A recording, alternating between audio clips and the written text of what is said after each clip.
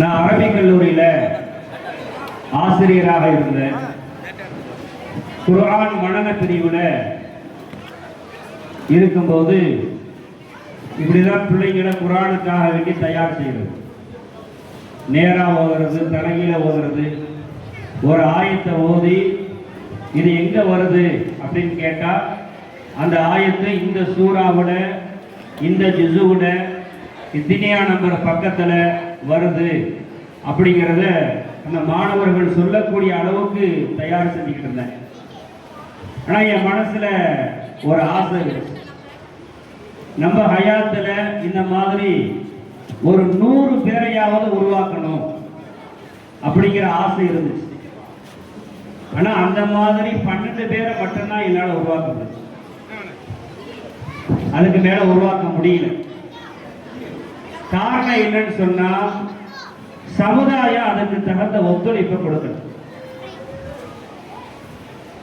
அப்போ ஒரு மாணவரை உருவாக்குவதற்கு ஒரு ஆசிரியருடைய திறமையும் அவசியம், ஒரு மாணவருடைய ஆர்வமும் அவசியம். அதே நேரத்தில் அந்த பெற்றோர்கள் கொடுக்கக்கூடிய ஒத்துழைப்பும் நிர்வாகத்தினுடைய சப்போர்ட்டும் நமக்கு தேவை. இது எல்லாம் இருந்தால்தான் ஒரு மாணவர்களை சிறந்த முறையில் உருவாக்க முடியும். ஹதீசுகள்ல வருது, பெருமானார் ஸல்லல்லாஹு அலைஹி வஸல்லம் சொல்றாங்க, ஒரு ஆலிமோடு அமர்ந்து ஒரு வாய் நீ உணவு சாப்பிடுவது இந்த உலகத்தில் உனக்கு பெரும் பெரும் செல்வங்கள் கிடைப்பதை விடவும் உனக்கு சிறந்ததுன்னு சொன்னாங்க. அப்ப பெருமானார் ஸல்லல்லாஹு அலைஹி வஸல்லம் ஏன் சொல்றாங்கன்னா, இந்த சுஹபத் இருக்கு பாருங்க, யாரு கூட சேர்றோமோ அந்த பழக்கம் தான் நமக்கு வரும். தொழுகையாளியோட சேர்ந்தா தொழுகையுடைய பழக்கம் தான் வரும். வேற யாராவது வீணா போனவங்களோட சேர்ந்தா வீணா போன பழக்கம் தான் வரும்.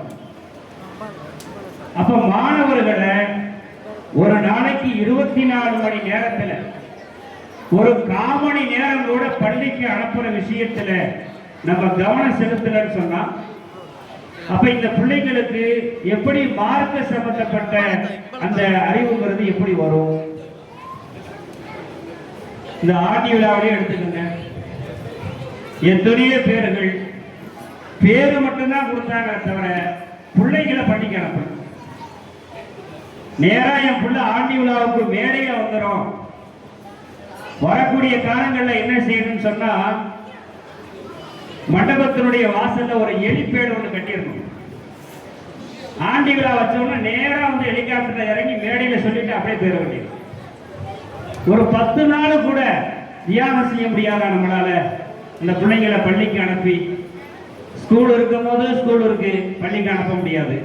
ஸ்கூல் லீவ் விட்டா நாங்க ஊருக்கு போகணும், பள்ளிக்கு அனுப்ப முடியாது. கடைசியில என்னண்டா, இந்த அஜர்த்து சரியில்லைங்க, எங்க பிள்ளையோட உருவாக்கவே இல்லை.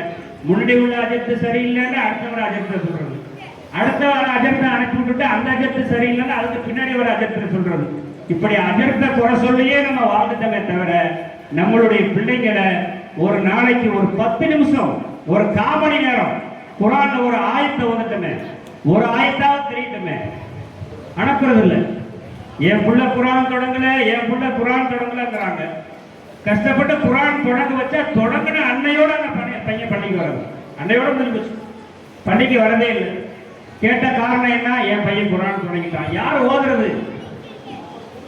குர்ஆனை ஓதக்கூடிய முறைகள்ல எவ்வளவு விஷயங்கள் இருக்குது. அனாண்டு எழுதியிருக்கும் குர்ஆன்ல அனண்டு தான் ஓதணும். பிஸ்மில்லாஹி மஜ்ரீஹான் இருக்கும் குர்ஆன்ல, பிஸ்மில்லாஹி மஜ்ரேஹான் தான் ஓதணும். அப்ப அதை ஓத வேண்டிய முறையை எந்தெந்த இடத்துல எப்படி ஓதணுங்கிறத அஜத்துமார்கள் சொல்லிக் கொடுக்க முடியும். அதனால தயவு செய்து வரக்கூடிய காலங்கள்ல தங்களுடைய பிள்ளைகளை கொஞ்ச நேரமாவது பள்ளிக்கு அனுப்பி இந்த மார்க்கத்தினுடைய விஷயத்தையும் தெரிந்து கொள்வதற்கு பெற்றோர்கள் ஆசையும் ஆதரவும் தருமாறு கேட்டுக்கொள்கிறோம். அடுத்தபடியாக பயான்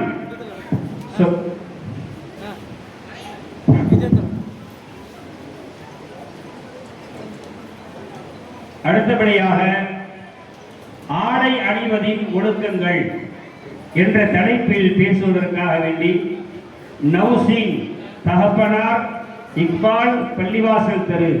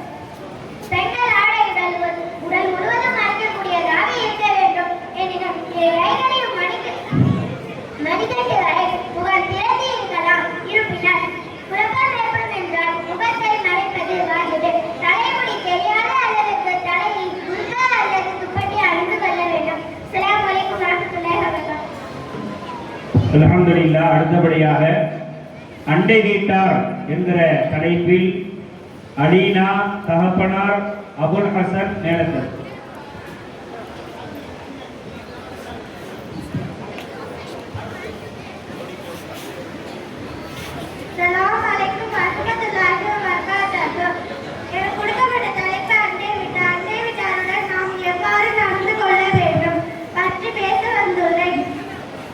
நம் வீட்டிற்கு பக்கத்து வீட்டில் வசிப்பவர்களே அண்டை வீட்டார். அண்டை வீட்டார் நாம் கண்ணியமும் பாகரமும் செய்ய வேண்டும். நம்முடைய வீட்டில் நல்ல உணவு சமைக்கப்பட்டால் பக்கத்து வீட்டிற்கு கொடுக்க வேண்டும். நம் வீட்டிற்கு தின்பண்டங்கள் ஏதாவது வாங்கி வந்தால் பக்கத்து வீட்டிற்கு கொடுக்க வேண்டும். பக்கத்து வீட்டார் பசி திருத்தம் மற்றும் வயிற்று நிறைய சாப்பிடுபவர் உண்மையான முஸ்லீம் அல்ல என்று நபிகள் நாயகம் ஸல்லல்லாஹு அலைஹி வஸல்லம் அவர்கள் கூறுகிறார்கள். மிகப்பெரிய உதவி என்னவென்றால் நாம் முகாகம் செய்யாவிட்டாலும் நம் கைகளாலோ நாவாலோ அவர்களுக்கு சிறு துன்பமும் தராமல் இருப்பதுதான். அதனால் தான் நபி ஸல்லல்லாஹு அலைஹி வஸல்லம் பக்கத்து வீட்டாருக்கு காசு போகாத முறையில் உன் வீட்டு தவறை எடுக்க வேண்டாம் என்று சொன்னார்கள். ஆகவே அண்டை வீட்டாருடன் இணக்கத்துடன் வாழுமாக.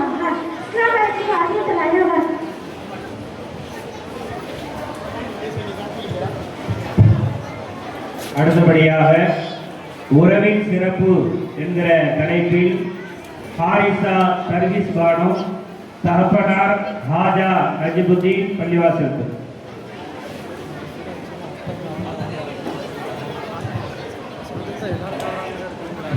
அஸ்ஸலாமு அலைக்கும் வரஹ்மத்துல்லாஹி வபரகாத்துஹு. அஊது பில்லாஹி மினஷ் ஷைத்தானிர் ரஜீம். பிஸ்மில்லாஹிர் ரஹ்மானிர் ரஹீம். நஹ்மதுஹு வ நுஸல்லி அலா ரசூலிஹி கரீம். அம்மாவா, எனக்கு கொடுக்கப்பட்ட தலைப்பு உறவின் சிறப்பு. உறவு என்பது இறைவனின் நிலை. உறவை பார்த்து அல்லாஹ் கூறுகிறான், உறவே உன்னை யார் சேர்த்துக் கொண்டானோ அவனை நானும் சேர்த்துக் கொண்டேன். உன்னை யார் முளைத்து வாழ்கிறானோ அவனுடன் எனது உறவை முளைத்துக் கொள்கிறேன். நபி ஸல்லல்லாஹு அலைஹி வஸல்லம் கூறுகிறார்கள், நீங்கள் நோன்பு திறக்கும் போது பேர் தகனம் கொண்டு திறந்து கொள்ளுங்கள், அதில் பரக்கத்து இருக்கிறது. அது கிடைக்காவிட்டால் தண்ணீர் பருகி திறந்து கொள்ளுங்கள், எனில் அது தூய்மையானது. நீங்கள் கொடுக்கும் தர்மத்தை ஏழைகளுக்கு கொடுத்தால் அது வெறும் தர்மமாகும். அதே உறவினர்களுக்கு கொடுத்தால் அதில் 2 நன்மைகள். ஒன்று தர்மத்திற்கான நன்மை, 2 உறவினர் ஆதரித்த நன்மை. எனவே உறவோடு சேர்ந்து வாழக்கூடிய வகையத்தை அல்லாஹ் நம் அனைவருக்கும் தந்தருள் புரிவானாக. ஆமீன். அஸ்ஸலாமு அலைக்கும் வரஹ்மத்துல்லாஹி வபரகாத்துஹு.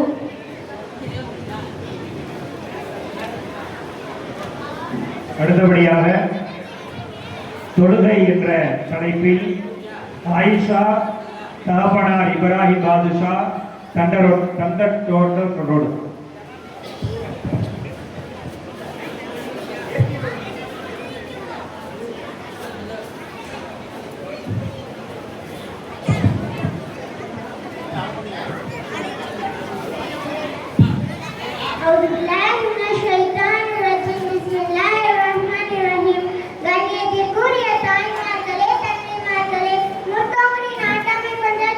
சகோதர சகோதரிகளே மற்றும் நமது ஊரில்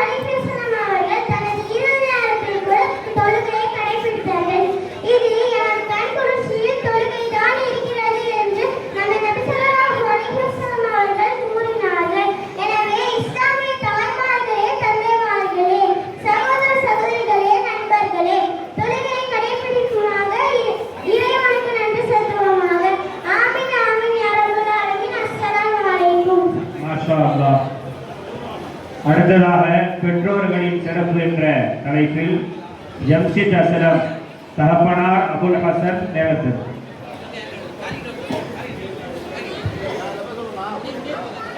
அஸ்ஸலாமு அலைக்கும் வரஹ்மத்துல்லாஹி வபரகாத்துஹு. எனக்கு கொடுக்கப்பட்ட தலைப்பு பெற்றோர். பிள்ளைகள் தம் பெற்றோருக்கு செய்ய வேண்டிய கடமைகள் ஏராளம் உள்ளன. அல்லாஹ் தஆலா கூறுகிறான், பெற்றோருக்கு உபகாரம் செய்யுங்கள். அவர் இருவருள் ஒருவர் அல்லது இருவருமே உன்னிடம் உண்மை அறிந்துவிட்டால் அவர் இருவரிடமும் அலட்சியம் செய்யும் முறையில் என்று கூட நீ சொல்ல வேண்டாம். அவர் இருவரையும் விரட்ட வேண்டாம். அவர் இருவரிடமும் கண்ணியமான வார்த்தையை கூறுவீராக. அவர்கள் மீதுள்ள பாசத்தினால் பணிவு என்னும் இறக்கையை அவர் இருவருக்கும் நீ தாழ்த்துவீராக. மேலும் என்னுடைய இரட்சகரே, என்னை சிறிய வயதில் அவர்கள் வளர்த்தது போல் அவர் இருவருக்கும் நீ அருள் புரிவாயாக என்று கூறுவீராக. அல் குர்ஆன் அத்தியாயம் 17 வசனம் 23-24. யா ரசூலல்லாஹ், பிள்ளைகள் பெற்றோருக்கு செய்ய வேண்டிய கடமை என்ன என்று ஒருவர் கேட்க, அவர் இருவரும் தான் உன்னுடைய சொர்க்கமும் நரகமும் ஆவார்கள் என ரசூலுல்லாஹி ஸல்லல்லாஹு அலைஹி வஸல்லம் அவர்கள் பதிலளித்தார்கள்.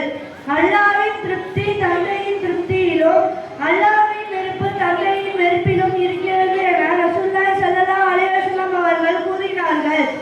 திருக்குர்ஆனின் இந்த வசனங்களும் ஹதீஸ்களும் பெற்றோருக்கு செய்ய வேண்டிய கடமைகளையும் அவர்களுக்கு கீழ்ப்படிந்து வாழ வேண்டிய அவசியத்தையும் வலியுறுத்துகின்றது.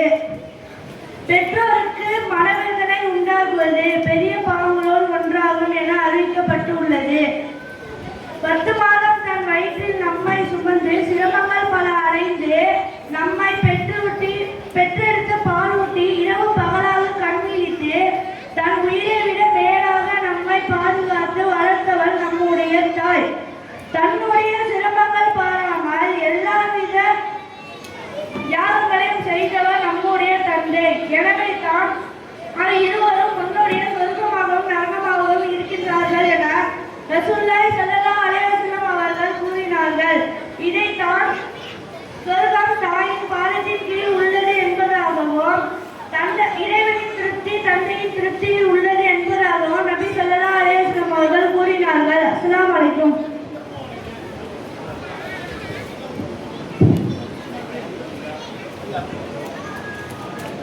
அல்ஹம்துலில்லாஹ்.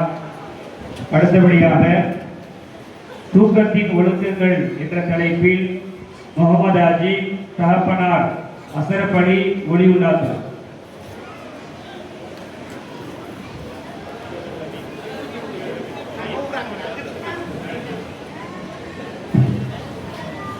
அஸ்ஸலாமு அலைக்கும் வரஹ்மத்துல்லாஹி வபரகாத்துஹு.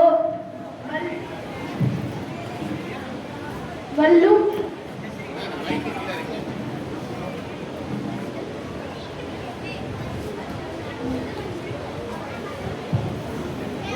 வல்லு